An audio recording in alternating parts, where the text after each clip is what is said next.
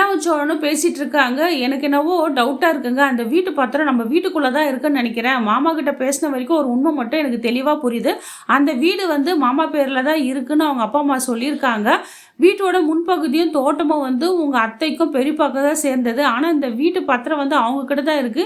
இதோட முழு விஷயம் அவங்க கிட்ட தான் இருக்கு. அவங்கள வந்து நம்ம எப்படியோ மிரட்டி கேட்டு தெரிஞ்சுக்கலான்னு சொல்லிட்டு ஒரு ஐடியா குடுக்குறாங்க சோழன்கிட்ட. சரிங்க, எப்படியோ இவர்கிட்ட பேசி பார்க்கணும். நேரடியா பேசினா வேலைக்கு ஆவாது. நம்ம சோழனையும், பல்லவனையும் வர வைக்கிறாங்க. நாங்க சொல்ற மாரி நீங்க நடிச்சு உங்க பெரியப்பா கிட்ட இருந்து நீங்க விஷயத்த வாங்கிக்கணும். அந்த வீட்டு பத்திரம் எங்க இருக்குன்னு சொல்லிட்டு, நீங்க ஒரு திருடனா போகணும்னு சொல்லிட்டு பிளான் பண்றாங்க.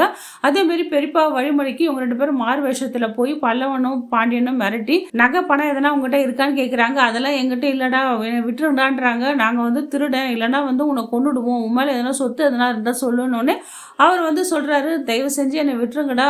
எல்லாமே என் தங்கச்சிக்கு தான் தெரியும். நான் வேணா அவகிட்ட வேணா பத்திரம் வாங்கி தரேன்" அப்படின்னு சொல்றாங்க. இதுல வந்து சில விஷயத்த மட்டும் அவங்க க்ளூ கண்டுபிடிச்சிட்டாங்க. அந்த வீட்டு பத்திரம் வந்து இவங்க பேர்ல கிடையாது. கண்டிப்பா வந்து அவங்க அப்பா பேர்ல தான் இருக்கு.